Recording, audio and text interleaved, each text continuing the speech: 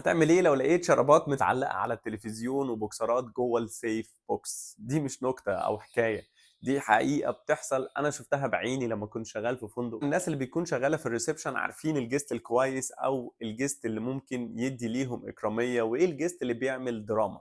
وطبعًا كلنا عارفين إن الguest العربي بييجي في المرتبة التانية بعد الguest الإنجليزي أو الناس الUK من ناحية الدراما والمشاكل. ده حتى لمّا سافرت جورجيا موظفة الاستقبال كان اسمها تمر، أول ما عرفت إني عربي وشها اتغيّر تمامًا. بعد كده بدأنا نتكلم، خصوصًا لمّا عرفت إن أنا شغال في الفنادق برضه، وحكِت لي على القصص واللي بتشوفه من الguest العربي، وخصوصًا في الغرف، زي الكتابة على الحيطان، تقطيع المرتبة، واللي بياخدوا الريموت والستاير وحتى السجاد بتاع الغرفة بياخدوه وهُم ماشيين. قادر بقى أقول لك على الغرفة اللي بيسيبوها كأن حصل فيها حرب عالمية تالتة. إحنا ديننا بيعلّمنا إن النضافة من الإيمان، واترك الغرفة نضيفة زي ما بتحب تشوف بيتك دايمًا.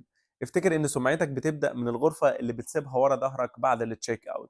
لو حابين أحكي لكم على الguest اللي فك التلاجة بتاعة الmini bar وخدها بالكامل، أو اللي خد التلفزيون بتاع غرفة النوم، اكتبوا لي في الcomment وممكن أعمل لكم زي سلسلة عن القصص اللي كانت بتحصل في الفنادق. سلام عليكم.